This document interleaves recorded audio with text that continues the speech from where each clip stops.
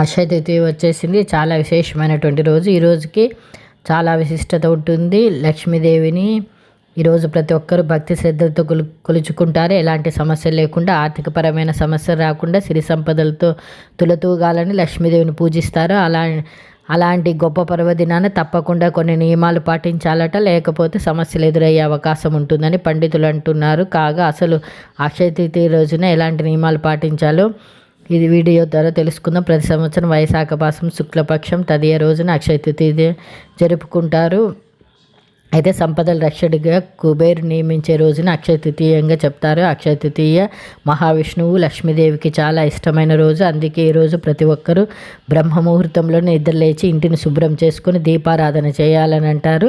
లేకపోతే లక్ష్మీదేవికి ఆగ్రహం వస్తుందంటే ఈరోజు ఎట్టి పరిస్థితుల్లో ఉల్లిగడ్డ వెల్లుల్లిపాయలతో కూడినటువంటి ఆహారాన్ని వండడం కానీ తినడం కానీ చేయకూడదు. ముఖ్యంగా ఈరోజు ఇల్లును చాలా శుభ్రంగా ఉంచాలి. అంతేకాకుండా ఈ రోజున శ్రీ మహావిష్ణువుకి ఇష్టమైన తులసి మొక్క ఆకులను తుంచకూడదంటే అక్షయ తృతీయ రోజున ఉదయాన్నే లేచి లక్ష్మీదేవి నిష్టగా పూజించాలి.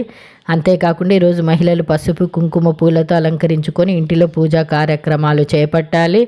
దీనివలన లక్ష్మీదేవి అనుగ్రహం కలుగుతుంది. అంతేకాకుండా ఈరోజు ఎట్టి పరిస్థితుల్లోనూ మాంసాహారం తినకూడదని పండితులు చెప్తున్నారు. ఒకవేళ మాంసాహారం తిన్నా, ఇంట్లో వండుకున్నా కూడా దరిద్రం రావడం కాకుండా ఈ అలవాట్లు పేదరికాన్ని తీసుకొస్తాయట. అలాగే ఈరోజు బంగారం కొనుగోలు చేసిన వారు వాటిని అలంకరించుకోకుండా పూజించిన తర్వాత పెద్దల చేతి మీదుగా తీసుకొని అలంకరించుకోవాలి.